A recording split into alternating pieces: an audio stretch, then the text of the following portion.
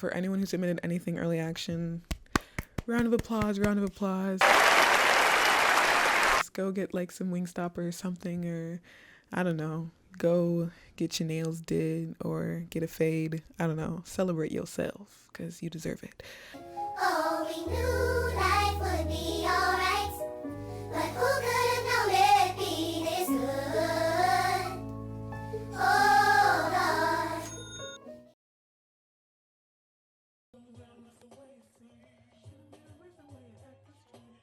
Lots of good things to talk about today. The activity section, guys, I wish I did this, like, for all the people doing early action, I see you, because you guys already have to submit your stuff tomorrow. So I'm really proud of you. I see you. What happened? Okay.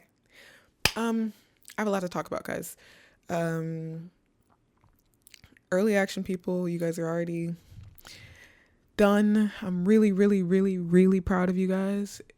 If you did some early action, but you're still doing some regular decision and you still want to just spice up your activity section a little bit, then I'm giving you all my advice on writing the activity section, walking you through it and everything.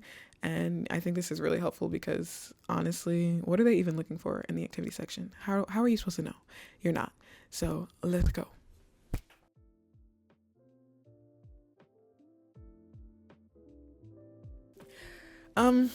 So on the activity section, it has, and I'll put the little picture up here about what it looks like. It has, let's see, I'm actually gonna pull it up because I have it too. Okay, it's kind of structured weirdly. So it has the activity type, it has position, leadership description, organization name, and then describing the activity. Yeah. And then it has participation grade levels, and it has timing of participation, hours spent per week, and weeks spent per year. And then I intend to participate in a similar activity in college, which just always say yes to that because who knows what you'll do in college. Okay, so let's talk about describing this activity. So for describing this activity, my tips would be that you follow this 3-point rule that I call adjective. What's the other one? Oh, adjective, amount, award. Adjective, amount, award. I think this is like a really good way to kind of make sure that you're getting all the good stuff in that little, what is it, 100, I think it's 150 characters. And so it's kind of a good way to make sure that you're getting everything that you need to get into in those 150 characters. So here's what I mean by adjective, amount, award. Adjective: I managed, I led, I produced, I directed, you don't even have to say I, directed this, produced this, established this. Literally you can search up, and I remember doing this, I searched up like adjectives for your resume because the activity section is basically your resume. So I searched up adjectives for your resume, and it was like managed, established, produced, created, stuff like that, right? Start off with an adjective. Created, blah blah blah blah, and then amount. So created 14 shows, and created 10 shows, created shows for 10 publications, or wrote, published, and then that's your adjective, published. 14, that's your amount. Published 14 articles, something like that, right? So now we're mixing in our adjective, our amount, and then we move on to award. For the if we're going on the published example, published 14 articles for the National Writing Conference. Yeah. So you see how we got in that we did something. So we're in charge. We're doing something, because when it says describe your activity, it also says, let me check. It says describe your activity, including what you accomplished, any recognition you received, etc., etc. So they're just looking at how you ate. And in English, they're just looking at how you shined in this area, right? They're just looking at how you did your thing, basically. Right, so going back to the example, let's say you produced a movie. I produced 2 movies, or maybe you produced a movie and a trailer. I produced 2 movies, 2 short films or something like that. That's your adjective, produced. 2 is your amount, 2. And award. The award is optional because not everything you did got an award, and that's fine. That doesn't mean that it's better or not as good or whatever if it didn't get an award. Not everything you did got an award, but if it did get an award, then put it in there. So produced 2 movies for the national something for my school play or whatever, right? So now you kind of work the setting in there and won and was selected to to direct it for the school play. So you're telling them what you did, how many times you did it, and what it got you. So those are the 3 things you want to hit in every description box. What you did, how many times you did it, or like what did you receive, or like what's the quantity. So you always want a quantitative amount. People like numbers. Numbers are important. Quantitative amount, right? So if you did a business, how much money did you make from the business? It doesn't have to be a lot. Another tip with when you're using numbers, always put, or at least in my opinion, and what I've seen is like better, is to put over blank. So here's what I mean. Instead of saying I produced 6 shows, say I produced over 5 TV shows. Instead of saying if you made $1,005, say that you made over $1,000. Okay, that's just another tip in terms of writing your activity section. Okay, now going back to your amount. Your amount is very important because people like numbers. It makes people like, wow, what, really? You really did that? Dang, you ate, you got it like that.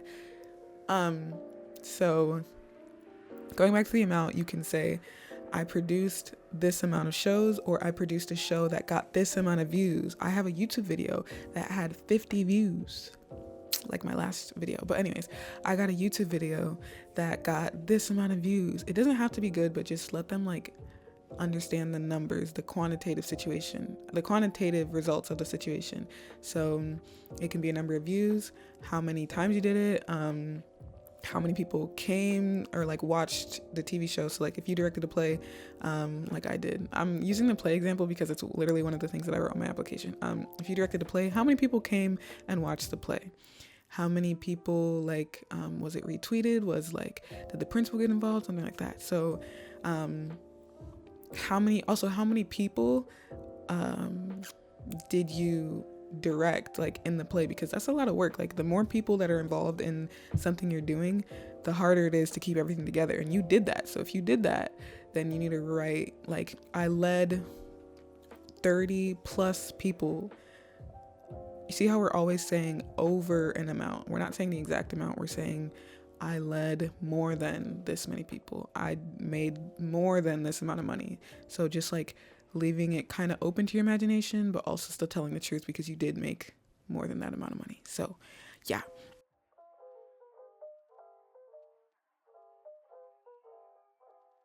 Ordering the activities is actually a hidden, it's like cracking the code a little bit. It's a hidden cheat code, because obviously someone who's reading your application has already read your supplementals, your grades, or something like that.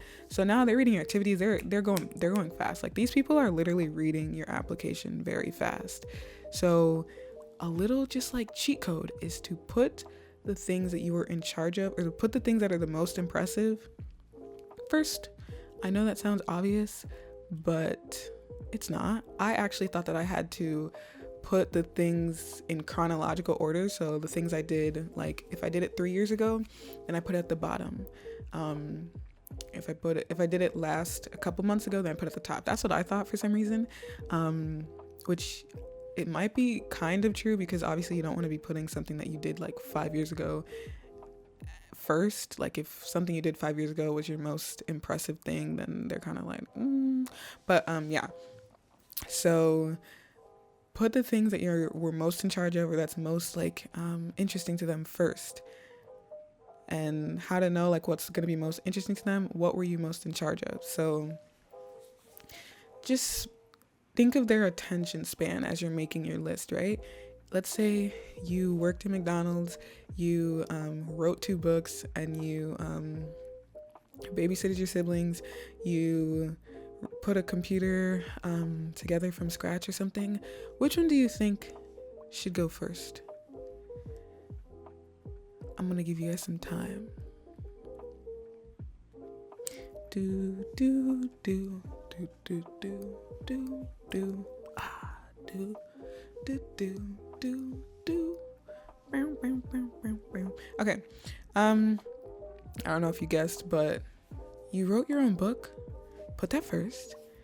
You put your computer back together yourself. Put that second, or either one. And then tutored your siblings.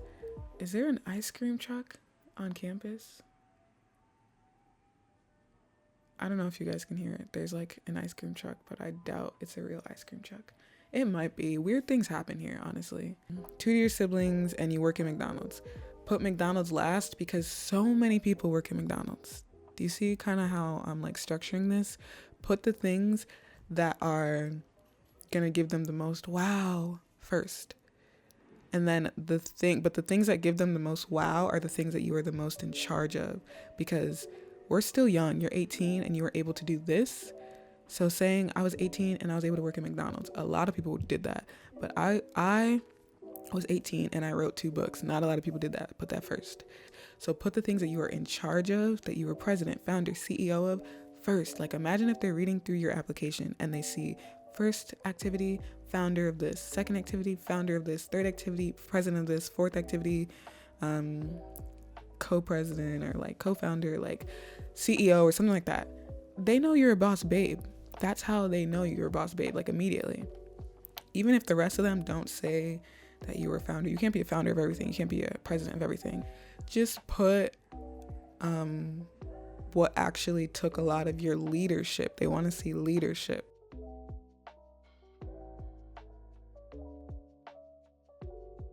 So position or leadership is your next one. This is where you're giving yourself your titles. It's asking for your leadership. Do not be deceived. It's not really caring what you did. It's asking for your leadership. If you're a captain of your volleyball team, it's asking for that.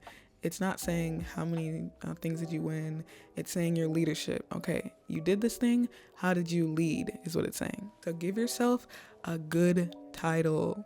Like this is kind of back in my other video, how to get activities. Like how to even get activities on for your college application or just for life. Give yourself a good title. Don't sell yourself short. So one of the examples that I used in that video was if you're a tutor and you're tutoring your siblings and your siblings like actually significantly increased and did well in their schooling, you are a tutor. So in that position title, you wouldn't just say helped my siblings. You would say tutor, academic tutor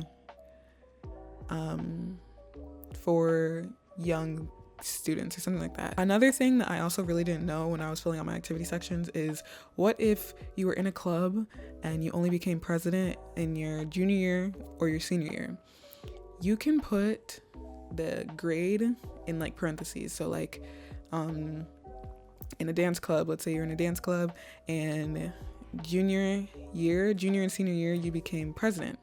You can say dance club president. You put dance club president and then in parentheses you say 11th to 12th grade, so your junior and senior year, and then comma member or something like that.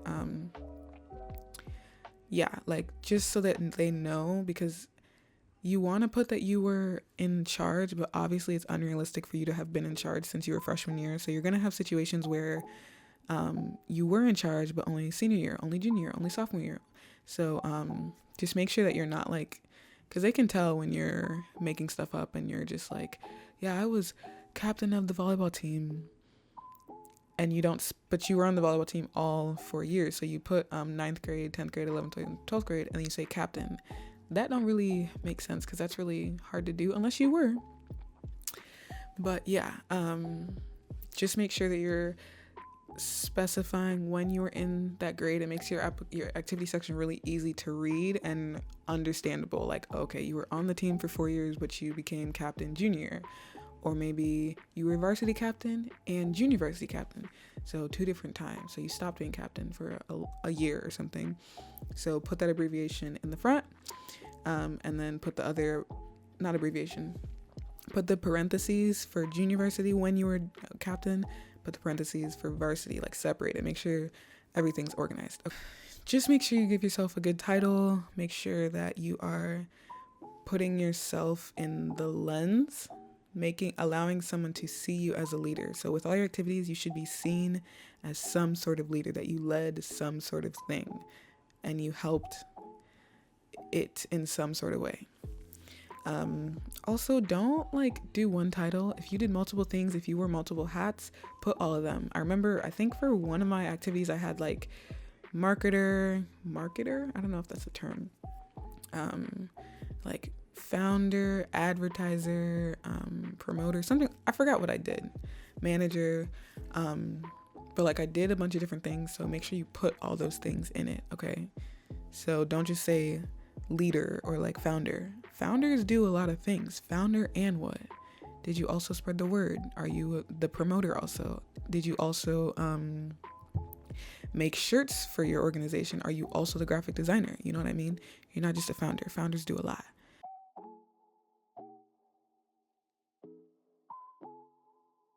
The next part, one part that's low-key confusing, is the timing. Participation grade levels, just put the years that you were involved, 9th, 10th, or 11th grade. And if it's something you do like year-round, then you might do postgraduate. I think that's on there. And then it asks you the weird question, which is like, how many weeks a year, how many hours a week, and then how many weeks a year. With this one, I kind of just like, it's an estimate, right? So you don't have to, they're not gonna like flag your application if you actually participated in it for 25 weeks a year, but you put 23 weeks a year. Basically, this is just so that they can understand that you're not doing all these things at the same time. So what I did is, if it was a club and it was like something that I was doing during the school time, school is like, there's 52 weeks in a year. School is like, what, 40 of those weeks? Oh, that's so sad. Yikes. And then if you're a club, clubs don't start right away with school starts, so you can't put 40 hours a week. 40 weeks a year. For clubs and things that happen like during school, I put 25 to 30 weeks a year, because that's like the most you can do it. I don't think I actually put anything that was 30 weeks a year. It was like 25-ish to 30 weeks-ish a year. And then the hours for those clubs are just like, how many hours a week did you actually spend time doing that? Another tip is put the things that you spent the most time doing first. That's just another way. You're probably gonna, because if you listen to the other thing and you put what you were most in charge of first, things that you were most in charge of usually take more of your time. So this is probably gonna like happen anyways, but putting the things that took you longer first so that they can see like your dedication. For club, I did around 20 to 30 weeks a year. That was really the only confusing thing, because it's like, how long did I really do this? How long is the school year? Everyone's school year is different, so just kind of count your school calendar. That's kind of like the tedious, annoying part of the activity section. And then if you did an internship, exactly how long the internship lasted, how many weeks, and then how many hours you did with a job. It's the same thing. Like, it's a little easier because you guys are literally working by the hour. And then if it's something that's like all year, like you do it every year, you do it every week all year round, like church or like volunteer work or something like that, then you do 52 weeks a year. But the thing with them seeing 52 weeks a year, then they're going to look at how many hours a week. So if it was church, 52 weeks a year, but for only 2 hours, then it makes sense. So make sure that your weeks match with your hours, because there's only so many weeks and hours in a day. So if you're like honestly doing like, if you just make sure you calculate it right, because if it adds up to more hours than there are literally in a day or in a week, then something's not gonna look right. So usually if you're doing it for more weeks out of the year, then you're gonna do it for less hours. But if you're only doing it for like 5 weeks, if it's an internship, then you're probably working like a lot of hours. So just make sure that you have that balance and that it adds up correctly. So if you're not good at math, don't do it in your head. Add it up so that it's accurate.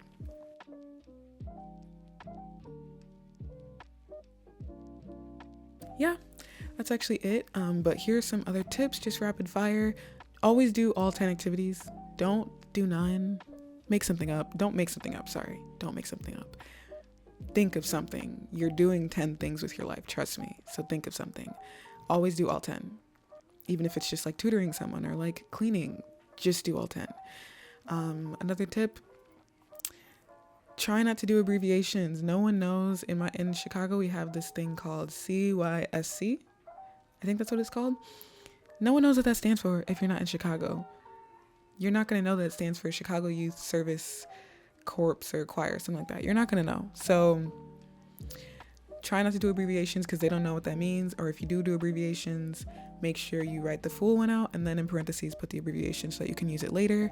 Another tip, try to have good variation. So the first thing that they ask you is like the type of activity. Is it a club? Is it a sport? Is it like music, dance? Try to have, is it volunteer work? Try to have like all different things. So you might have like four clubs. You're really involved in your school, but then you also did volunteer and you also did like church, religious. They have a religious section on there. And then you also did like different things, music, dance. Like try to have good variation so that they can see that you're putting your time into a lot of different things, and that you're not just always doing one thing. Another tip, try to tie it into your major if you can. It's not super necessary, but if you already know your major and you're super passionate about it, you might have like a couple activities that already like show that you're doing stuff because you're interested in your major. So like if you're a computer science major and you did like a coding camp, so like do activities that also kind of tie into your major if you can and if it makes sense to do it. Don't say that I'm thinking about going into the medical field and then all your activities are medical. Then you're not thinking, babe. You've been doing stuff in the medical field. So I don't know, just do it if it makes sense. Tie it into your major if it makes sense. And then my last tip for you guys is to not skip household or traditional activities. Like I said, always do all 10 activities. So if you're looking for another activity, chances are you skipped out on something that you've done for like so many years and you don't really think that it's an activity. Tutoring, taking care of siblings, that's your time. So that's an activity and that counts. So don't skip over that and you can put that in there and yeah, it counts.